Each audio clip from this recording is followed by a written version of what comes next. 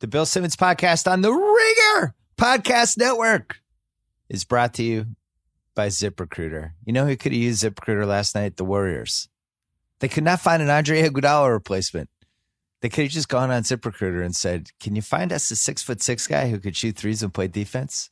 ZipRecruiter could have helped. ZipRecruiter's powerful technology scans thousands of resumes to find people with the right experience for your job. It's so effective. 80% of employers who post on ZipRecruiter get a quality candidate through the site in just one day. They would not have suggested Nick Young. My listeners can try it for free at ZipRecruiter.com/BS. ZipRecruiter, the smartest way to hire. Meanwhile, SeatGeek is the best app for buying and selling tickets to sporting events, concerts, and more. I bet they have tickets for Game 5, Celtics Cavs tonight.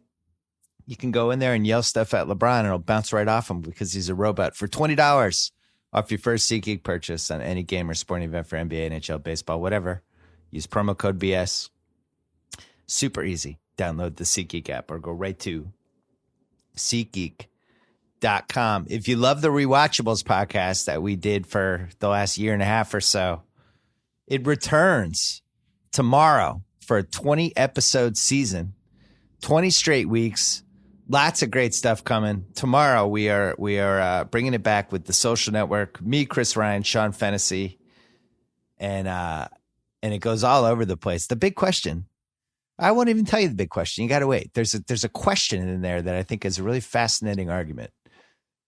Anyway, The Social Network on the Rewatchables. Check it out. And check out episode 2 of On Shuffle. Our music podcast is coming up. We also have a couple announcements coming about a couple of new podcasts we're adding to the Ringer Podcast Network. No, nephew Kyle did not get a podcast. We're about 50 more away before that happens. Anyway, coming up, I'm going to talk to a host on a Ringer podcast show, JJ Reddick, and we'll do some basketball stuff. But first, Pearl Jam.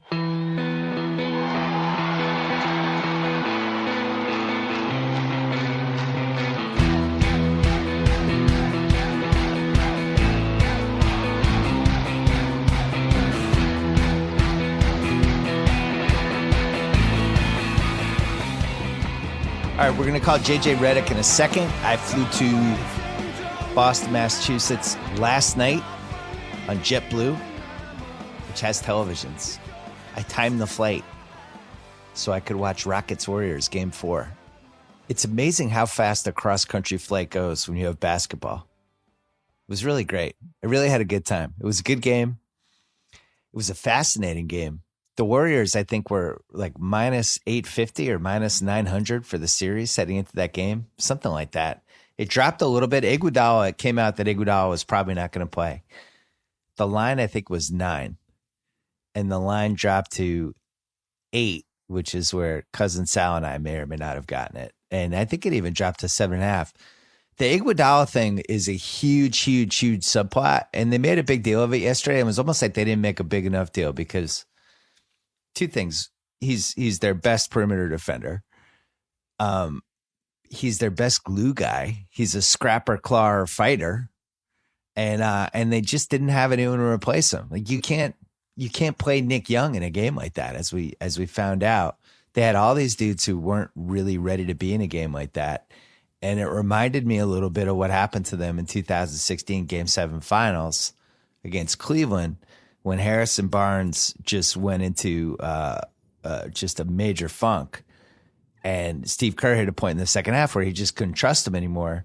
And it's like, what do? We only have 4 guys. Who's our 5th dude? Who do we bring in here? This is before they had Durant. And rolled the dice with a couple people and then ended up bringing Festus Ezeli. And LeBron got 6 straight points on him, swung the game. And then that was it. And they lost because they could not find that 5th guy. I love the basketball playoffs for so many different reasons. But one of them is at some point you have to have your 5. You just have to have the 5 dudes that you trust implicitly, totally, and completely, who are all going to fight and who are going to do whatever it takes to win the game. And I mean that in the least cliche way possible. The Rockets had their 5 guys, and it was a lineup that Jonathan Sharks and I had talked about last week. It's super small. It's PJ Tucker, it's Ariza, it's Harden, it's Chris Paul, and it's Eric Gordon. And it's basically a smaller, small ball version of what the Warriors have. you can't really get away with playing that lineup against a great team, but you can if they're all like fighting their asses off. And that's what that game was all about. And that's why I loved it. I thought it was a classic, even though it was not well played. The coaching was terrible. The execution, especially down the stretch, was bad. I mean, the Warriors took probably 7 or 8 of the worst shots they've probably taken during the entire Curry era. I mean, shots hitting the backboard. They just completely fell apart offensively, partly because they were tired and partly because the Rockets were just completely unafraid of them.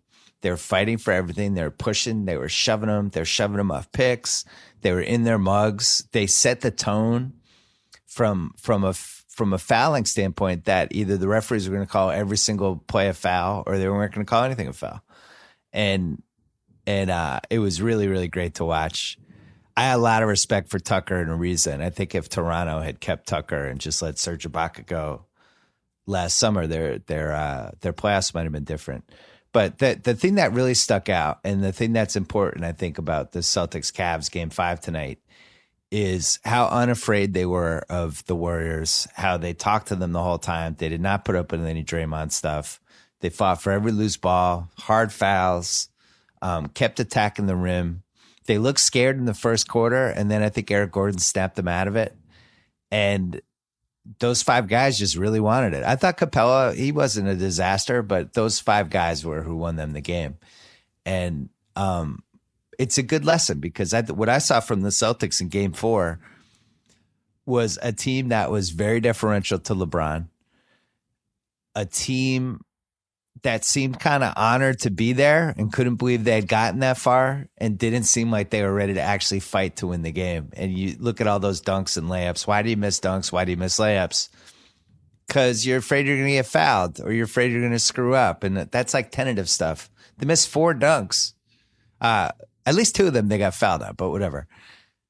The especially Tatum and Brown, and you can't blame them because they're combined 41 years old. I think they're combined about as old as Kyle Korver is, but you're not going to beat LeBron being deferential. You're going to beat him if you're clawing and you're fighting and you're throwing haymakers at him, and that's the difference. The Cavs came out for Game 4. I thought it was smart. People thought I was bitching about the officiating because I did this tweet during Game 4, and I wasn't. The Cavs were smart in Game 4. They were pushing and pulling and clawing, and every time Tatum or Brown was coming around a pick, they were grabbing them and Rozier, and they basically set the tone early on. The refs weren't calling anything, and it was smart. They turned it into a rugby game. It was a really physical game, and it threw the Celtics off, and they weren't ready to do what they needed to do. I think Game 5 will be a little different because the home crowd, young legs, the fact that LeBron had a ton of miles put on him in Game 4. That was a hard game for him. He had a lot of, I think he had 27 or 28 field goals, like 14 free throws. He played 42 minutes. He had to play defense that game. And now they got to play 2 nights later, and that's tough. I think it's tough for guys like Korver and JR with the legs. They only really played 7 guys in that game, which I loved what Mike D'Antoni did last night with that too, by the way. He played 6, and he played Gerald Green 12 minutes. But this is the playoffs. This is when, you ride with your best dudes. And there's some stuff we're going to talk about with JJ in a second, what I think the Celtics can do in this game. But the big takeaway from last night is the Rockets just didn't want their season to end and really fought their asses off to stay alive. I don't know if they can win the series, but there's a competitive spirit and a mental toughness with them that you saw during the season too, because you don't win 65 games unless you have it. They played the Celtics in Houston, I think in February, maybe March, and the Celtics should have won the game, and Houston just decided to take it from them in the last 2 minutes and really, really ratcheted it up and were super physical and just more competitive, and they stole the game. And it felt like a little bit of what they did last night. Again, I didn't think the Warriors played well. I have no idea what Durant was doing in the fourth quarter. It does not seem like anyone can guard him, and yet he's shooting 28-footers with a hand in his face. I don't understand why he's just not taking people near the basket. I don't understand why he gave the ball up at the end of the game. It was a weird game for him, and it seems like it throws him off a little when Curry really gets going like he did in the third quarter. It's like Durant can't figure out what his place is. So they have their own stuff to figure out. But I'll tell you, if Iggy's not healthy, I absolutely think Houston could win this series. Now, Game 7, home court advantage. Not positive that matters with this Golden State team. I don't think it really matters where they play. And I'm not really positive it matters with Houston either, because I think they can win in either place. And it's just going to come down to who wants it more, who gets hot in the fourth quarter. And which is great. It sounds like totally basic, but sometimes that's what basketball is. And especially when two teams are evenly matched. I do think these two teams are pretty evenly matched. So anyway, let's take one break and then we're going to call JJ. Let's talk about propercloth.com. Every guy knows that it's hard to find a dress shirt that fits. Collar too tight, sleeves too long, shirts too loose. I have some good news. Ordering a custom fit shirt has never been easier thanks to Proper Cloth. Create a custom shirt size in seconds by just answering 10 easy questions. No measuring required. Choose from over 20 collar styles, 10 cuff styles, 500 fabric styles. From classic to business, completely customize your shirt. Get the style you want, all high quality, with the absolute best quality and craftsmanship, starting at just $80. They guarantee a perfect fit, meaning that if somehow your shirt doesn't fit perfectly, they will remake it for free. Stop wearing shirts that don't fit. Look your best. Go to propercloth.com/BS. Enter gift code BS to save $20 on your first shirt again. Propercloth.com/BS, gift code BS. All right, we're going to call JJ Reddick. He is on his cell phone wandering around somewhere in Brooklyn. Hopefully the connection is good. Here we go. All right, on the line right now, Philadelphia 76ers guard, host of the JJ Reddick podcast on the Ringer Podcast Network. JJ, how are you? I'm doing all right. Still sort of decompressing from the season. The season is very emotional. It's a grind, especially the playoffs, and it takes a little bit of time. It takes a couple weeks to sort of wind down and return to civilian life and dad life. Was that the toughest loss you've had, or was there something at Duke, or where does it rank? Round 2 against the Celtics. I would say, as of right now, it was as disappointing as 2010 and 2015.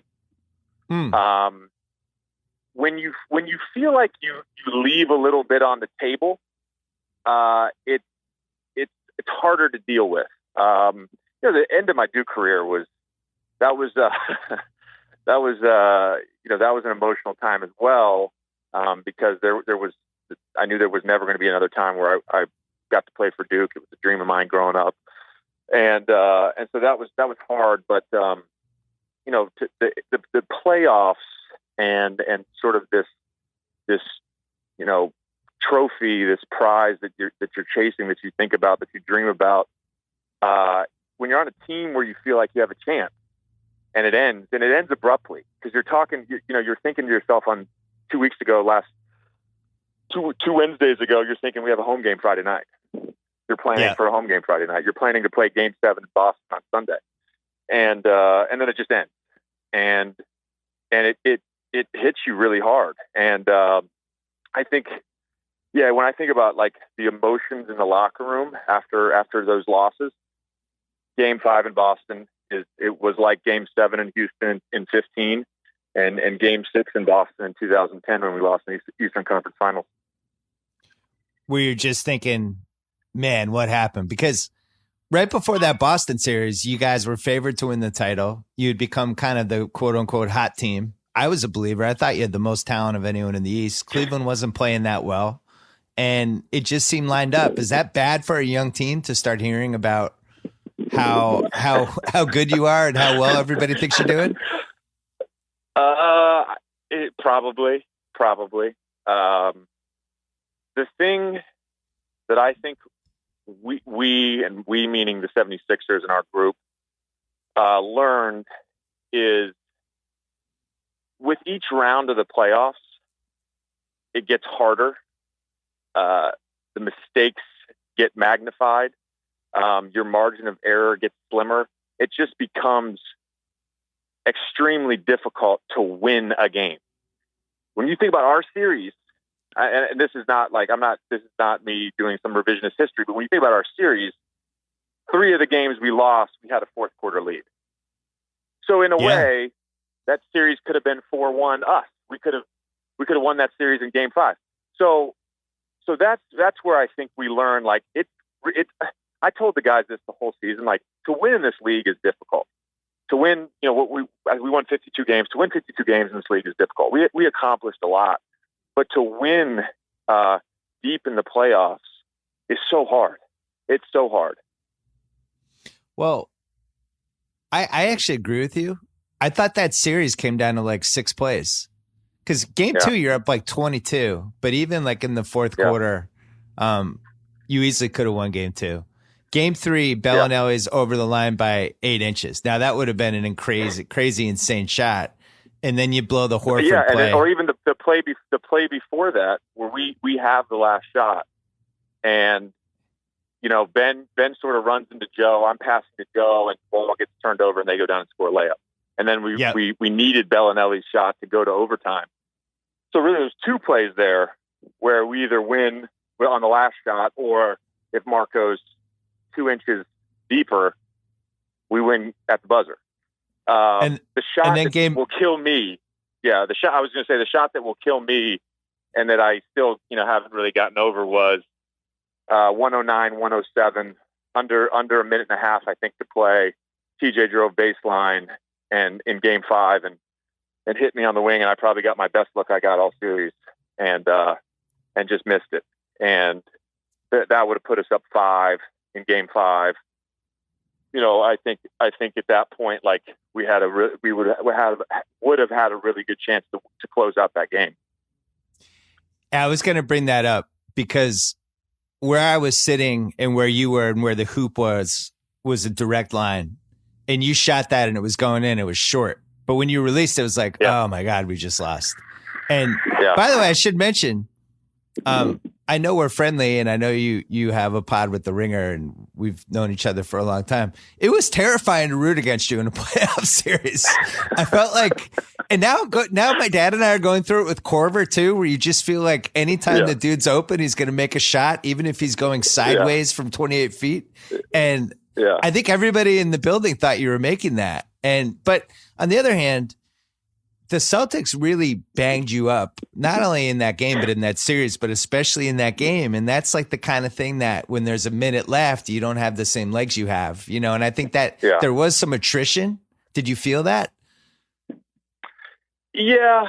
I think that the way I train my body, I've gotten used to the attrition. I'm always a little freaked out when teams don't play me physical, because I'm like, what's going on here?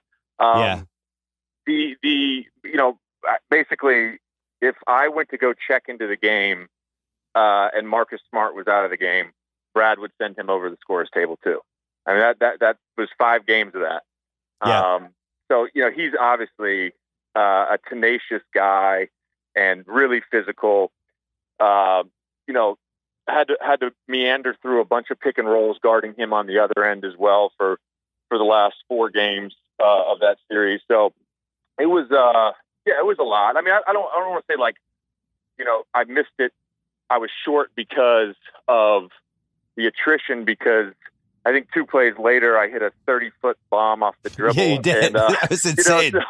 So it's like, I don't know that it was that. I would have loved to have had that shot back. I immediately after the game, I remember, I think it was 2011, Atlanta in the first round, Game 6 at Atlanta, and we were down 2, and Stan set up a little play for me to come off a little pin down from Dwight, and missed it left, and we lost the series on that play. And those are the ones, like, when you look back on your career, like, I've hit game winners, I've hit shots that go into send games into overtime. I've hit shots that were up. Miami series, for example, in Game 4 at Miami, I hit the shot that sort of put the game away. So you hit clutch shots. You remember the ones you missed, though. Those are the ones that just haunt you, that you think about all the time. Yeah. That the Celtics.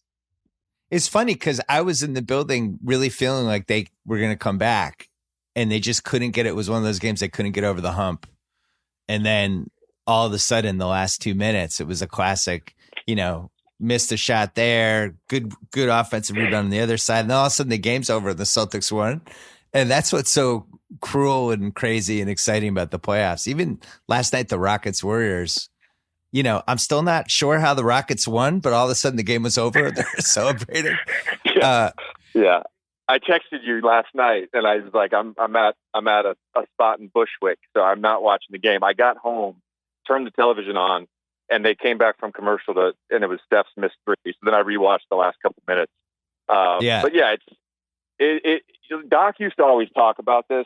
The playoffs, they really do come down to one, maybe two possessions. And there's an accumulation of that, of course, as you go throughout the game. Those mistakes sort of add up. But when you look back at sort of these close games, you're like, oh, it's that play or that play. If it swings one way or the other, maybe a series tilts and we come back, or, like I said, there was a chance we could have been up sort of 3-1 going into that game 5 as well. Yeah. In a series, you're really ultimately as good as your two best players. And I think both guys were a year away from being able to put it together for 4 straight rounds like that. Like Embiid, especially. And I can't blame him because it was by far the most games and the most minutes he'd ever played, but you could see him getting tired in the fourth quarter. I'm sure he's going to, this summer, his conditioning is going to be at a whole other level because you could just feel it. Like he didn't have the same legs. And then Simmons, it was his first professional basketball year. He's got, when you think like this is the worst he's ever going to be, it's kind of scary to think where it's going to go, That's an interesting way to look at it. That's an interesting way to look at it. Well, think about it. You have kids, right? How old is your oldest kid? They're 4 and 2. Yeah. Yeah. The 4-year-old, it's like the 4-year-old's going to be 5. It's going to be better at stuff. And then they turn 6 and they get better at stuff. And that's kind of what an NBA career is, and Simmons is out there trying to run an offense and do all these different things. And, he's switching on D, and in 5 years from now, he's going to be terrifying. Yeah. I think it takes a little bit of time to sort of figure out that rhythm. I think it's remarkable the season that he had.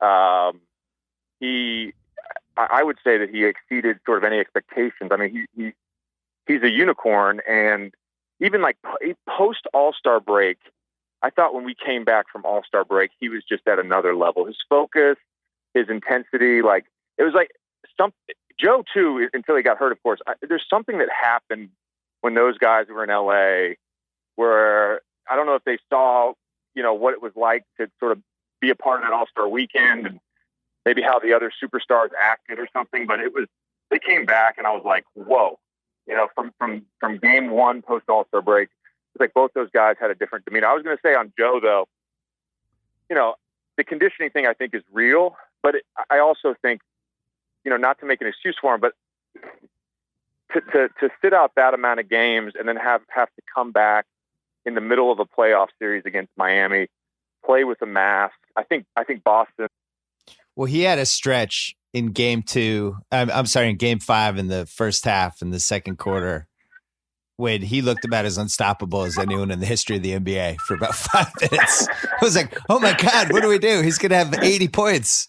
And he's gonna get better at stuff. I'll say as a Celtic fan, I was much more excited when he was 28 feet from the basket than I was when he was 7 feet from the basket. I think it's just really hard to guard him. And the Celts were throwing everything. I think the Celts stumbled on something with Simmons that he's gonna have to figure out this summer, and I'm sure he will. But just putting, in the regular season, you can run up and down, and guys aren't doing that. They're not as focused defensively. They haven't played you 5 times over the course of 2 weeks, stuff like that. But he's going to have to learn, when people get back on D and they set that little wall around the foul line, what's the next chess move now? And he's going to see, everyone was talking about, he's got to learn how to shoot. And for me, it's like what he's going to learn are those little off balance 7-footers and those running floaters and spin moves and all the stuff from 7 to 10 feet is what his future is on those fast breaks. What do you think? Yeah, I think you hit the nail on the head with the wall at the foul line. I mean, if you watched that series, and really, I watched the whole Milwaukee-Boston Series as well, and I've watched a little bit of this conference finals. I've watched 2 of the games. As the Giannis, as Giannis brings the ball down, as Ben brings the ball down, as LeBron brings the ball down, either Horford or Baines or Morris if he's off the ball, like whoever that secondary defender is in a wide stance, arms out, just sitting at the nail. I mean, sitting right directly at the free throw line, and so I think that the discipline required to do that actually takes a fair amount of effort. But in the playoffs, she has to do it, and I think that's where I think you're right. Ben needs to sort of make adjustments. But everybody talks about shooting. I think for him, a thing that would really help his game is playing off the ball in terms of cutting, ducking in, and he did it at times this year. And when he does it, it's phenomenal. But that to me is just getting a feel for when he's off the ball and figuring out ways to score that way. I agree with you. Actually, it's one of the reasons Dwayne Wade was able to score in the high 20s, in his prime. He to me was one of the best cutters ever, and he was a guy that you didn't necessarily fear his outside shot, but you had to sort of account for him. I think Tom Haberstroh did that article a few years back about gravity, and he found that Dwayne Wade, although he wasn't considered an elite shooter, had a similar gravity to Kyle Korver, and it's because of his elite cutting ability. And I think that's something that Ben, if he added to his game, would be huge. I hate giving away all my secrets of what it was like to root against your team, but I never wanted him to post up. I was terrified every time he was posting up, and I think ultimately when he learns how to go baby hook with his right hand and his left hand from 6 feet away, I'm just frightened. And I know it's going to happen. I know within 3 years he'll have those shots. I was really impressed by how he kept trying to solve issues that he had never seen before. Like it in a weird way, I didn't think he played that well in the Boston series, but in a weird way, it gave me more confidence that he's going to figure out long-term what's going to happen. Cause I do think he's really unusually smart as a basketball player, and he's going to figure out like, oh, they did this, so now I have to do this, and then it'll go like that. In a way, I think that, I played with Chris for 4 years in LA. I've obviously watched LeBron my whole career. Those guys are calculating. And I think Ben is on that same level of being calculating, and sort of, I use, M. Night Shyamalan said this about him when he spoke to our team, and I've told the media this a couple times, but Ben it's like he's sitting behind a glass wall watching everyone else play. And that's, he's like above it, you know what I mean? And he sees things that other guys don't see. And he calculates those things. He's constantly making these sort of reads and decisions in split second scenarios. And as he gets more experience in plays, I mean, he's going to be on that level of Chris or LeBron, the mental side of things and figuring things out. We're going to take a quick break. Let's talk about Full Sail University's Dan Patrick School of Sportscasting. Legendary sportscaster Dan Patrick from the Dan Patrick Show, Sunday Night Football, ESPN, SportsCenter, has teamed up with Full Sail University to offer an accelerated bachelor's degree in sportscasting. Full Sail University combines hands-on learning, immersive projects, and faculty with real-world experience to prepare students for life in the media industry. For the Dan Patrick School, they brought in some of sports media's best to be part of this program, including longtime ESPN producer, multi-Emmy winner, and a guy who spent an incredible amount of time in my basement in the 1980s playing video games and Major League Baseball, my buddy Gus Ramsey. He's heading up the program. Sportscasting pros like Jay Harris, Kevin Nagande, many more names that they're all involved. And I am thrilled to be part of the advisory board and might even Skype in to do a couple classes. In this program, students will learn sportscasting inside and out, on camera, behind the camera, podcasting, radio, interviewing, everything in between. We even gave them some tips at the Ringer because, you find out when you have a multimedia company in 2018, hey, I wish there were more of this person. So we gave them some tips. You can earn a bachelor's degree there in about half the time, as short as 20 months at the Full Sail University's Dan Patrick School of Sportscasting. Choose to earn your degree online or on Full Sail's campus in Orlando, Florida, which is a nice place.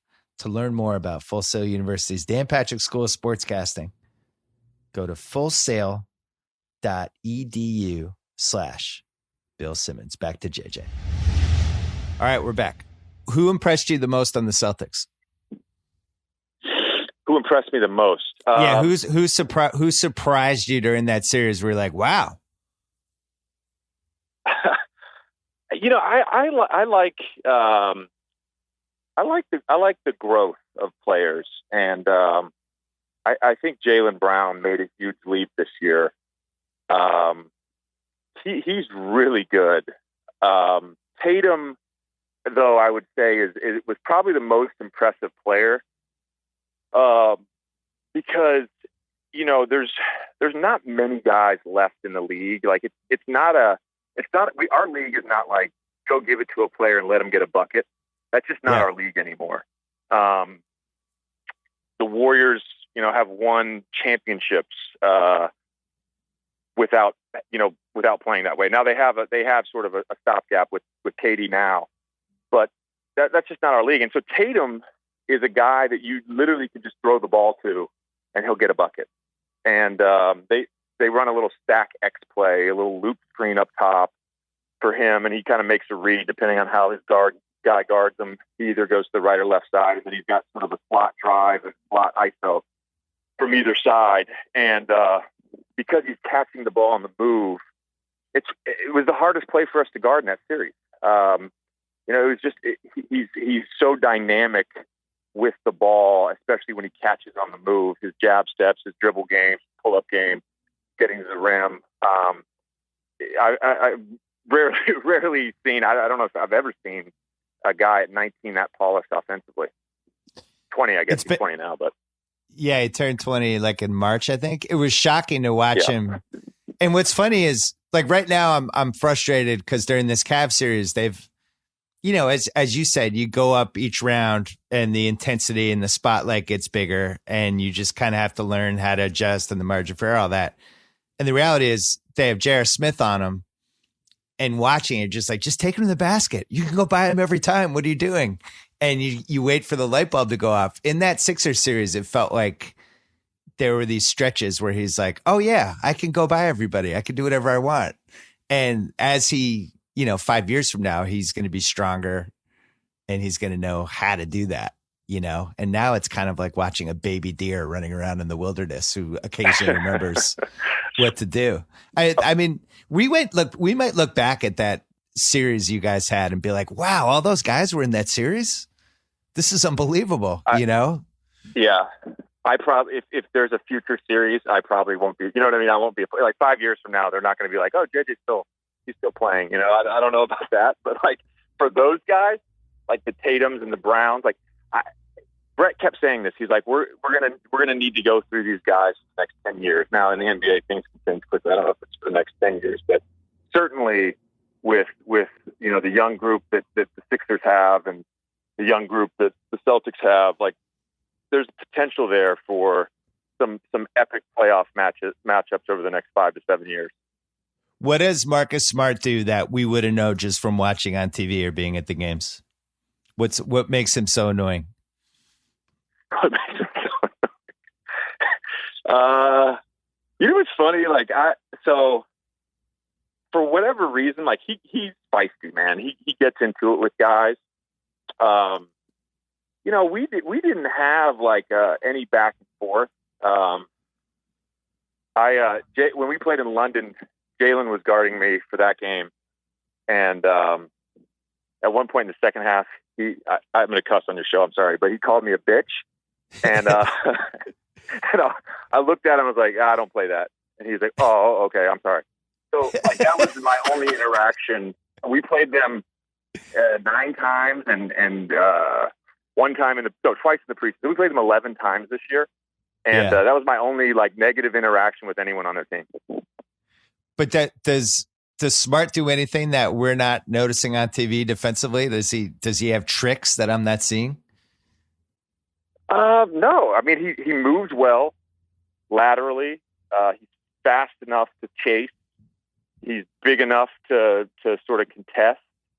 And he cares. I mean, that's to me that's 90% of it is just the effort to care and sort of take that responsibility and take pride in sort of being that guy that is the lockdown guy, is sort of the dirty work guy. I mean, the thing that he killed us on, and it happened twice on me, I think once in game 2 or maybe game 1, and then one of the games at home. Like, he's so good on offensive rebounds. You, as a guard now in our league, you don't ever have to really block out your guy. Most of the time you're going to sort of crack back on the big or collect loose change around the free throw line.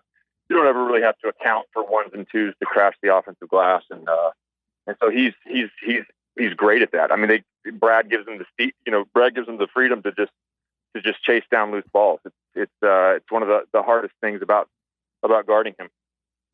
Did the Boston crowd treat you sensitively, or did they veer on being a little mean from time to time? I'm going to guess the latter.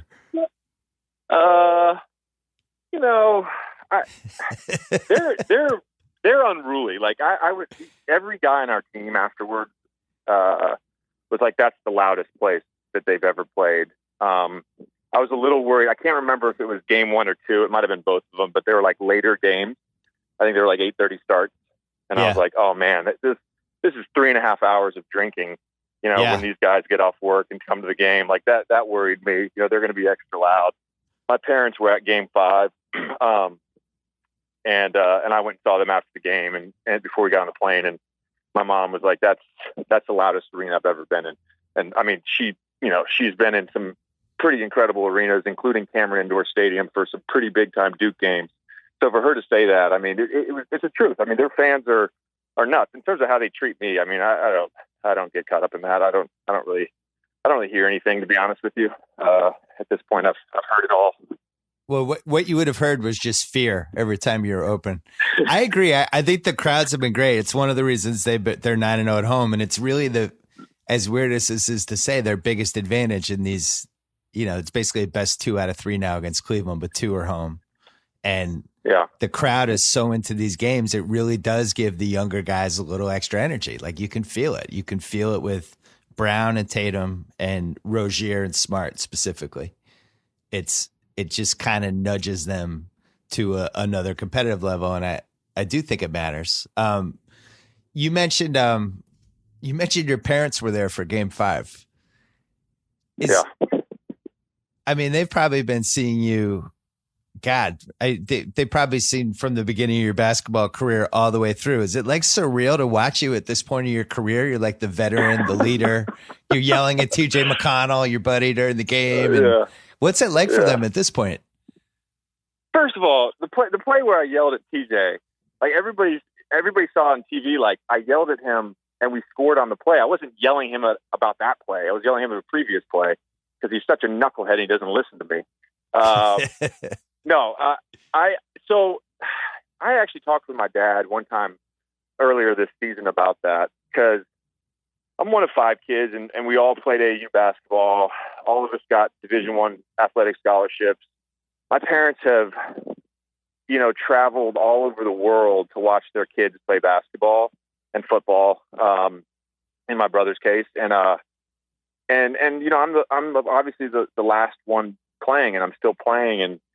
And I think the word you used was correct. I think it's the same word that my dad used, which was surreal. It's surreal, to have a 33-year-old son competing at the highest level in basketball. And they've been watching me play now for 26 years.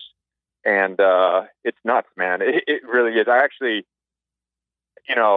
probably the most emotional moment of the night for me was when I saw my dad, and he and I got to spend a ton of time together this season, which is rare because I spent the last 4 years in LA, and prior to that I was in Orlando and my dad was still working. He retired a few years ago.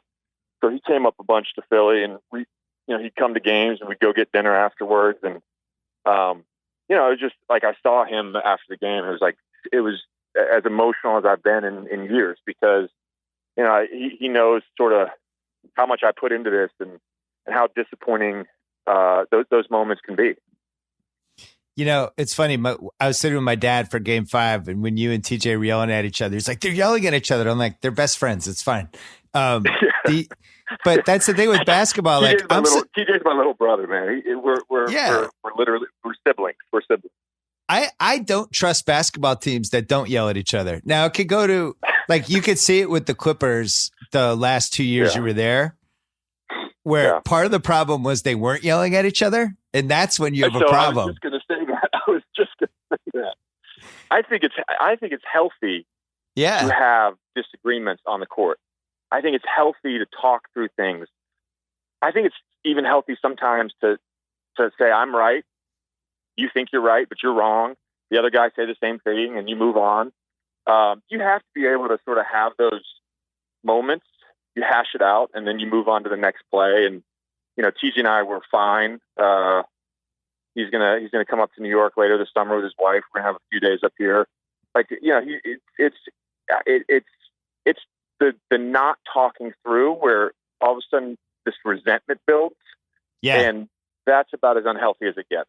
When there's, and you get eye rolls. Really, it's the passive aggressive shit, man. Just be aggressive. Just be aggressive. Yeah.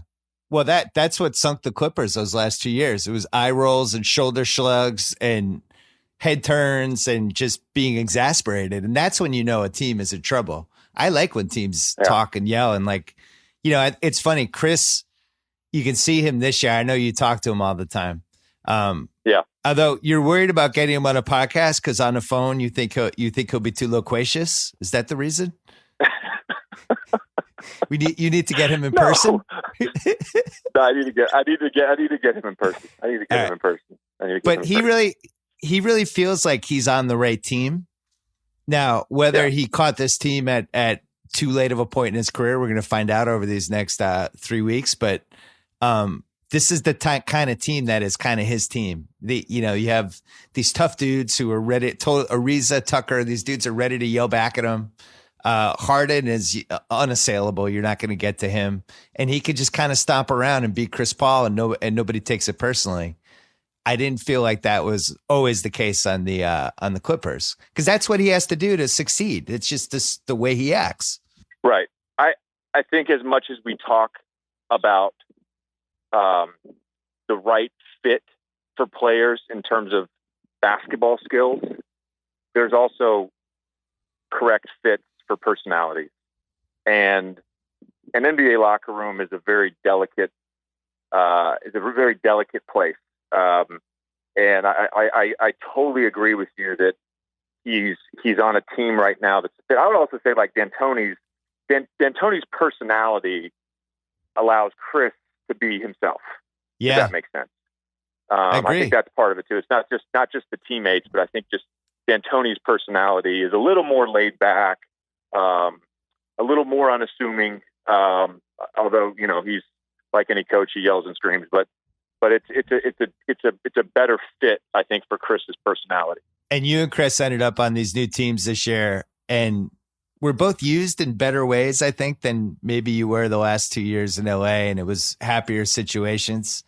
What percentage of your texts and phone calls the first couple months were just like, "Oh man, I'm so happy. What about you? Oh, you're happy too." Like, was that just October, November? Yes. So I obviously at that point in the season, I was still driving down, like, myself. So I would make these phone calls and, like, talk to people for an hour. And so Chris also had a commute. I think his was about an hour too. So we would call each other on our commute. And a lot of it was like comparing and contrasting, our early experiences with the last 4 years in my case, 6 years in his case. But yeah, I mean, like, the best thing for me as his friend is, like, hearing joy in his voice and, like, hearing how happy he was and is. I spoke to him a couple weeks ago, but, like, I want him. I told him this, last summer, like in June, and I mentioned this to him, I think after our third year when we lost to the Blazers in the playoffs. But, like, I want Chris to win a championship, but whether it's with me or not, like, I just want to see him win a championship. I think he's deserving of a championship. And maybe it's this year. I would love to see that. Well, they might have caught a break if Iguodala's not 100%. They needed some sort of karma luck thing to go. Not that injuries are luck, but you know what I mean. They got that one little break that swung the series because the Warriors just didn't have enough players for Game 4. What did Chris say about Harden? What's like the biggest revelation you've learned from somebody who's just playing with Harden day in, day out? I'll be honest. I don't think we've talked about James once. Wow. Okay. The things that's kind of weird. I don't know why. The only thing that we talked about with Harden was like right before the season started back in September on one of those drives down to Philly. We were talking about like how they were going to make it work.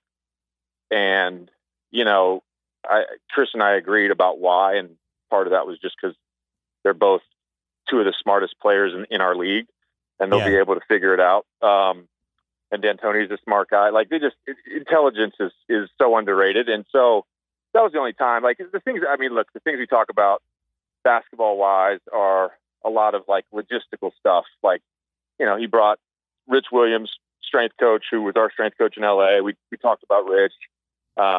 Obviously we talk about our families and our kids and for Chris and I, being a father is probably our number one priority, even more so than basketball. Yeah. Was it weird that you almost signed with the Rockets? Like you came basically the 11th hour of it and it didn't happen. But I mean, that's kind of a tiny what if for the season in a way. Cause like PJ Tucker, who they signed instead, was one of the heroes of Game 4. But yet I think you would have stretched the floor for them. It's interesting. I don't know which version of that team is more dangerous. Like for their defense and what they do, I think PJ's like a perfect fit. He's a perfect fit.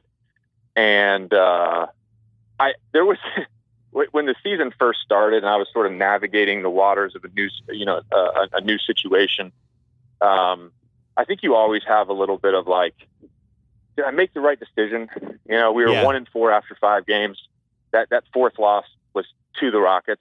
And you're like, did I make the right decision? And then, for me, I absolutely did. And I have, no regrets about my first year, hopefully my first year of many in Philly, but it was just, it was one of those things where I think we talked about this last summer, but like when Daryl, took the 4th year off the table, it just didn't make sense for me at that point. It was like 3 for 36 and it would have required a sign and trade with the Clippers. And I had the 1-year offer and Brian kind of put a timetable on it. He said, you got about 20 minutes to decide. I'm going into a meeting with Iguodala, who I'm going to make the same offer to. So at that point, I just made the choice and no regrets. It was as enjoyable of a year of basketball and as enjoyable of a year being in a fun culture that I've had. It was just phenomenal. Well, it seems like a pretty safe bet that you're coming back, and yet the Philly is involved. I mean, this is an unusual summer. There's so many. Where's this guy going? Where's this guy going? What about that guy? Yeah. And Philly is one of the teams that's just in every trade rumor. Or every signing rumor, or every rumor, even for people like LeBron. Do you guys follow that stuff? When you hear that stuff, does that even drift into the locker room? Yeah, we talk about it. There's a group of us that are in the hot tub and the cold tub after practice or after shoot around, every day, and those conversations inevitably happen. And I think if you have a chance, I'm not just speaking about the 76ers here, just in general, like if you have the chance to get LeBron James, you go for it and you figure out the rest later. Yeah. See, I know you have to say that, but I think privately you should be doing the opposite because, if they sign LeBron, that might mean you might get squeezed out. Yeah. No, JJ, we're going to figure it out. And then they squeeze you out. Yeah. You need to convince Embiid to say publicly, if we get LeBron, I'm out of here. You got to trade me. And because I saw it firsthand, Game 4 Philly, That crowd loves Embiid. I was not prepared for the unconditional love of Embiid in the stands. Like it was insane. So all you need to do is have Embiid say one time, "We don't want him," and that's it. You're good. Well, who's to say that those conversations haven't happened already, Bill? I would also just say one thing to that, to what you just said. Like, my dad, when I was growing up, he said this to me all the time, and I say this to my 4-year-old all the time too. It's not always about you. And, in my career, like, it is about me in my career, but like, I recognize that in this sport, in a team sport with all these complicated, cap things and an owner's desire, a front office's desire to do certain things, timelines, age, all that stuff. Like, I recognize it's not always about me. It's not about me. So I'm okay with that. Who was a funnier teammate midseason edition, just from a chemistry personality standpoint, Bellinelli or Ilyasova? Ilyasova, no doubt. Ilyasova, and Marco and I had a great relationship. He's a little more to himself. I'll tell you, the funniest guy on the team is Dario Saric, though. I mean, there's no doubt he is the funniest guy on the team. Although Joel is probably a close second. I was walking around Boston the day before Game 5, and I was going through the park near where the hotels are, and Sarge was sitting on a bench with two of his buddies at like 4:00 when they're just like these three goofy 20-year-olds like go to just look at girls in Boston. I was dying. He seemed like hilarious. I could just tell from walking by him. I was like, oh, that guy's trouble. He seems funny. Yeah. He also plays well with like foreign thing. You know what I mean? Yeah. Like with the accent, and like he'll play dumb. He'll be coy sometimes. Like, oh, I don't know what you're talking about. He's just, he's got a great sense of humor. It's dry and slapstick at the same time. He was, out of everyone on Philly, I thought he was the one that got better as that Boston series went along. He wasn't prepared for it, I don't think, the first 2 games. And then as it went along by Game 5, he was like, he was a beast. Hey, we got to take one more quick break. One more break to talk about Sonos. Have you heard about Sonos One? It blends great sound with Amazon Alexa for hands-free control of your music and more. Use your voice to play songs, turn on lights, adjust the temperature, check news and traffic, manage smart devices, and more. With helpful Amazon Alexa skills, all using a single Sonos speaker.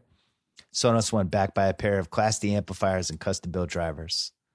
The sound is face-melting and pure. And since Sonos is continually updating with new features, services, and skills, your music and voice options will keep getting better over time. Now, Sonos is offering the listeners of the Bill Simmons podcast 10% off one order of $2,500 or less for any product on Sonos.com. The offer is available for a limited time only, cannot be combined with other discounts or promotions. Use the promo code BILL10, BILL10, BILL10, BILL10 at Sonos.com to receive this special offer. One more time, JJ Reddick. Last thing I want to talk to you about, and then you have to go pick up your kid and be a dad. You came in the league in 2006. LeBron came into the league 3 years earlier, and you have been in the Eastern Conference for 2/3 of your career, and you've obviously played LeBron a bunch of times. What are you seeing now from him? What's different about him?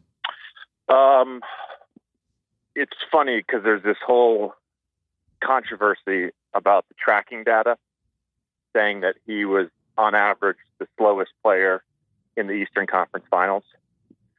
And to me, if you watch that, on average, that sort of passes the eye test. I mean, he has figured out where and when to better than anyone that I can remember, definitely in my career. And I don't want to go into all-time greats here, but like, to me, and anyone in my generation, he has figured out where and when to pick his spots, when to get his teammates involved, when to be aggressive. It's like the game just moves in slow motion to him. And to me, that's what makes them so hard to guard. Like, you can talk about their defensive efficiencies, but when they sort of made that switch a couple years ago, I think it was after the first year when they lost to the Warriors, that next season they basically said, all right, we're just gonna put shooters around them. They're really impossible to guard. They are. If you play him one-on-one, he's going to have 44 and he'll probably still get 6 to 8 assists. And if you sort of send second defenders or try to double him, he's just too smart and too good of a passer. And he's a willing passer, that he's just going to find shooters and they're going to hit 15 threes and it's going to be a long night. He's the smartest player I've ever seen. I mean that. Like, he's the smartest player I've ever seen. Yeah, it was weird to me that became a controversy, that he was the slowest person in the playoffs and all that stuff. Because it's like, yeah, he's has more miles on him than anyone. It's average speed. Like, it's average speed. You know what I mean? Yeah, because he's resting. Right. I look at those tracking data after every game. I have that data sent to me. I look at my data. I look at the other team's data. I look at our data, and I think it would make sense. My average speed is on the high end. It's in the top, 2 or 3 guys in the game. Pick a game. I'm usually 2 or 3 in terms of highest average speed because I run off screens all the time. Yeah. If LeBron is playing sort of back down ISO, and if he's playing sort of, I don't want to say LeBron like a lackadaisical defender, but if he's playing sort of off the ball in that roaming capacity, then there's times where he's not really moving on that end. It's not surprising. The other thing too is, like, specifically with Boston, all of our data was significantly down in terms of total miles ran and average speed for that series.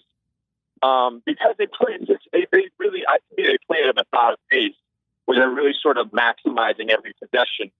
And so there are times, if let's say they go into a Jayson Tatum ISO, where you may be standing for 20 seconds. Not that he has the ball, but as they bring the ball down, they get their little run action. He comes off a little Iverson cut screen, and then the next thing you know, he's going to the other end, but you've been standing there for 20 seconds. Yeah, I don't know why. I think that data is interesting, but to me, the part that was interesting was that LeBron had figured out how to save energy. Wasn't that he was like being lazy or not exerting energy. It was like, no, this is brilliant. And it does seem like his tank is more full at the end of these games than I can remember, especially 11 and 12. He was getting cramps and chewing his nails on the sidelines and just looking completely worn out. Now he's at a different level.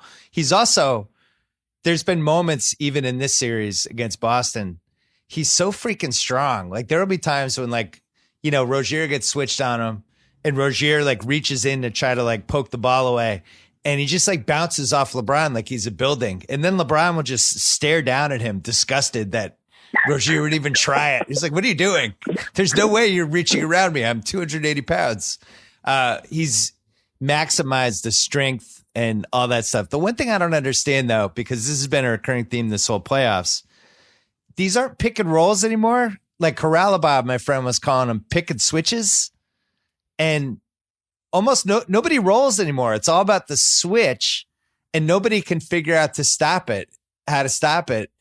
Is there any trick that you feel like kind of sort of works, or is this just unstoppable? The thing that's tough is you can hedge the first pick. If they're trying to bait the switch and get a smaller guy in LeBron, you can sort of hedge on the first pick.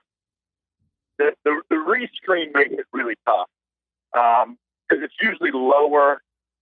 If you hedge on the first pick, you're usually out of position for the second one. So you're kind of forced to do a switch.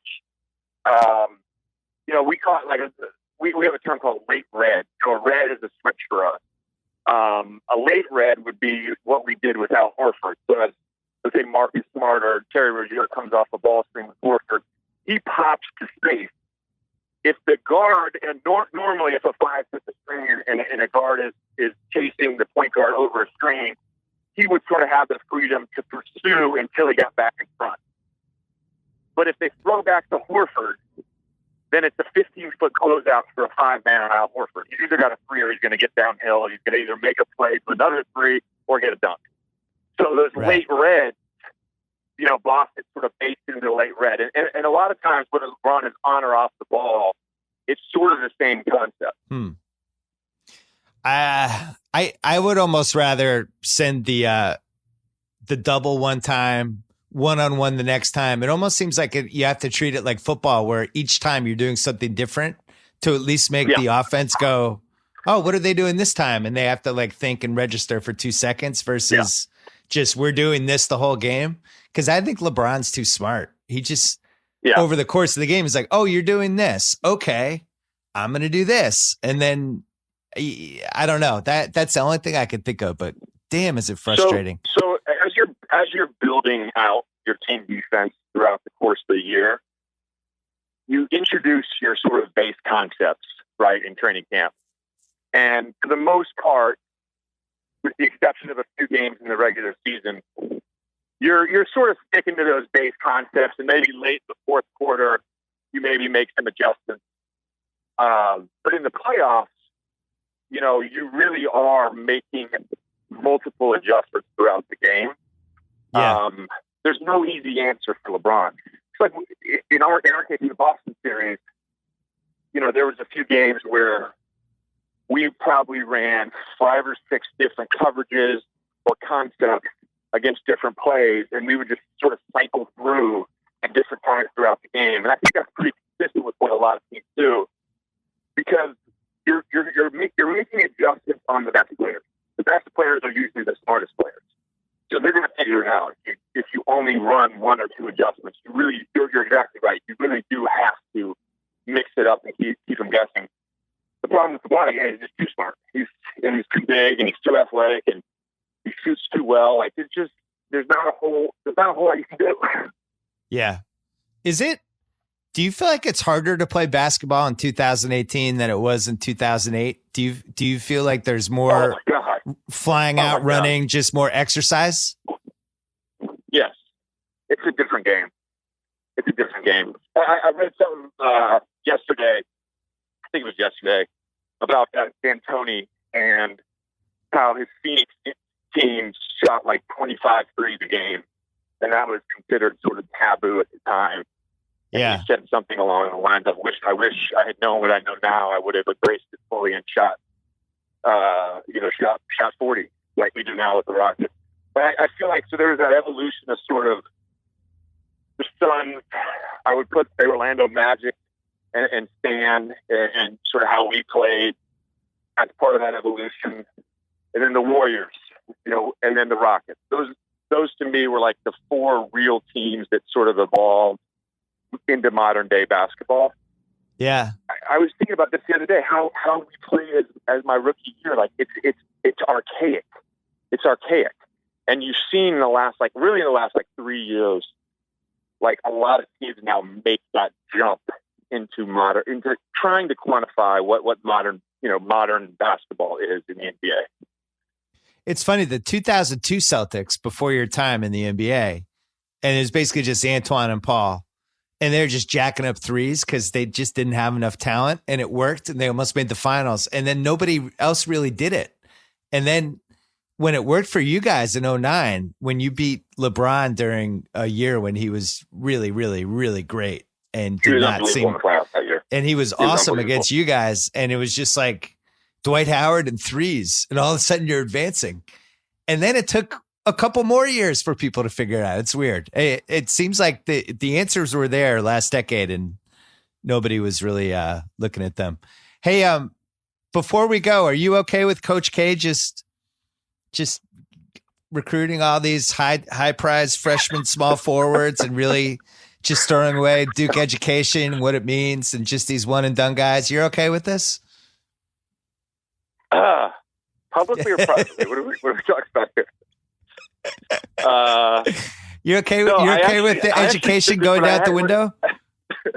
When I had Brian Conlon on my podcast last month, I don't know if they edited it out because I kind of wanted it to be edited out, but I said, like, it's not. I'm a Duke fan for life. I've been a Duke fan since I was 7 years old. I love watching Duke basketball. I love everything about it. And the last couple of years, it's getting increasingly more difficult to really like connect to what I do as Duke basketball. And some of that is because of the one and done rule, and college basketball landscape has changed, and Coach K has adapted with the times. And I think there's a solid argument to be made that that's the right choice. Yeah. But like maybe I am getting just a little old, and maybe I am saying that I liked it better, 15, 16 years ago. I don't know. I think it's really hard to follow as a fan. Well, for a Duke fan too, like, there was a connection that you had with like Shane Battier. There was a connection you would have with me, let's say, or with Duhan, and where you saw these guys, talented top 10 recruits, come in as freshmen, learn from the older guys, and then take those lessons, grow over the course of 3 or 4 years, and then they become like men. And that's the Duke basketball that I grew up on.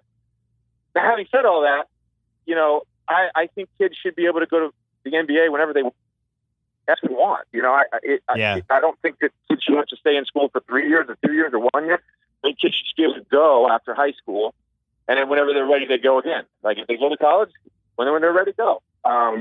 There's like an incentive now to just say like, since I can't go out of high school, I'll just go after my freshman year.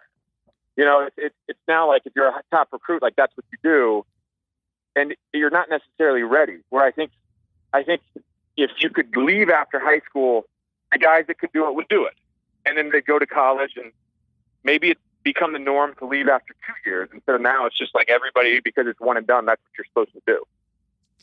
Yeah, I look at somebody like Tatum, and it's really hard for me to imagine he's not better off going through this NBA season than a 30-game Duke season, So I think at some point, maybe it depends on the player to some degree.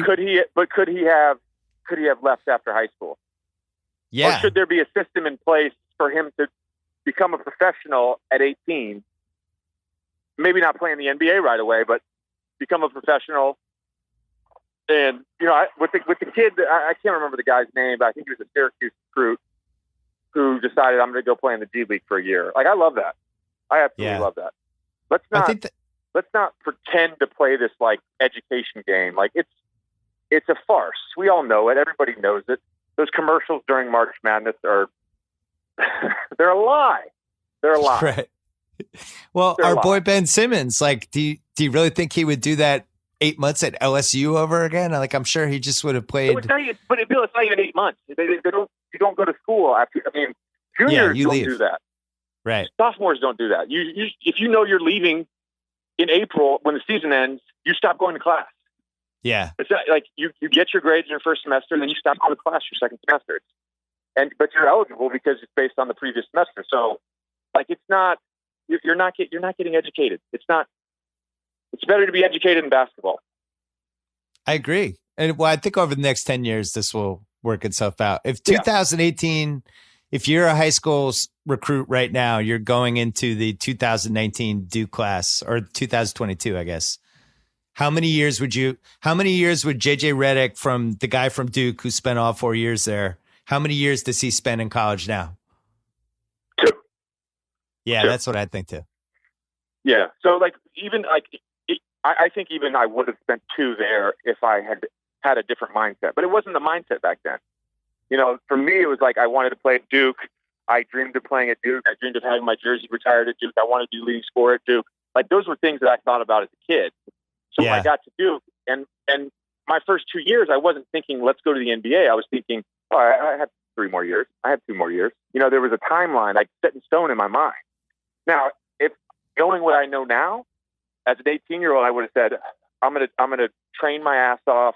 I'm gonna do whatever Coach K says. I'm gonna be in unbelievable physical shape. I'm gonna do every camp in the summer, and I'm not gonna worry about being a college kid. And I'm gonna try to get to the NBA in 2 years. That would be my mindset. But my mindset at the time was, let's enjoy these 4 years of Duke, and I did. Believe me, I did. Well, there was just a story about Donovan Mitchell. where basically he's, Coach Pitino wanted him to come back. And he decided to enter the draft, and Pitino's really, no, you need one more year, And then he goes into the league and he's awesome, and there's that too, where I think sometimes the players might trust a coach, but the incentive for the coach is to keep the player because it makes the team better. I think there are some coaches out there that will tell you when you're ready, but I'm not convinced all of them are thinking that way, which is a little shady too. Well, here's a thought I have about this notion of like coming out when you're ready, or you needing another year. What are you learning in college basketball that's going to help you in the NBA? I'm being serious. Like, what are you learning? First of all, I don't think the game is the same. The concepts are not the same. I watch a college basketball game. I watch basically a nondescript motion offense, ball swing, and fans say it's pure basketball, but you're never actually putting the defense at disadvantage. So that's the NBA. Like the whole NBA is you run a play, or you call a set, or you get an ISO, you put the defense at disadvantage, and you make a play out of that. So that's not being taught in college. So how is going back to school for a year and playing archaic basketball, how does that help a kid?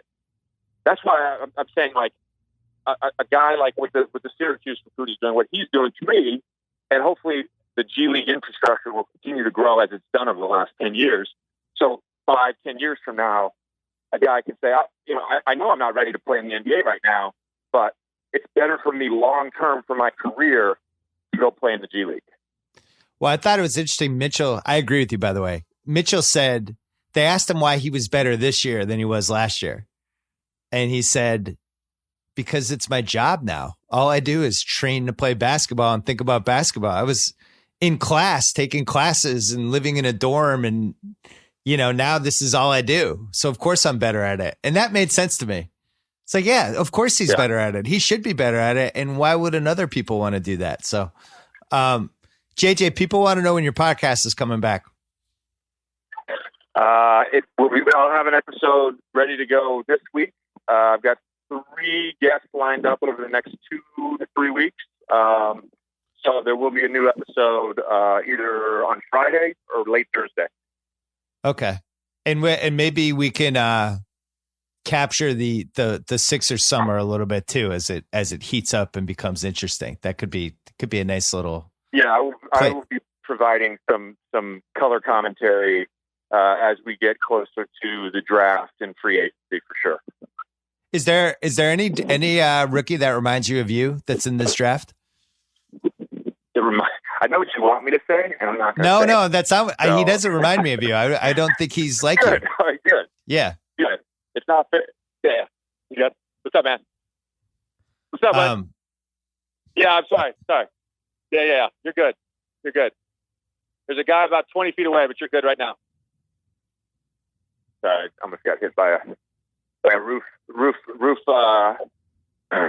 roofing company. That would have been a bad. Guy that reminds me of me. I don't watch enough college basketball to give you a good answer on that. I don't. Yeah, I didn't see anyone.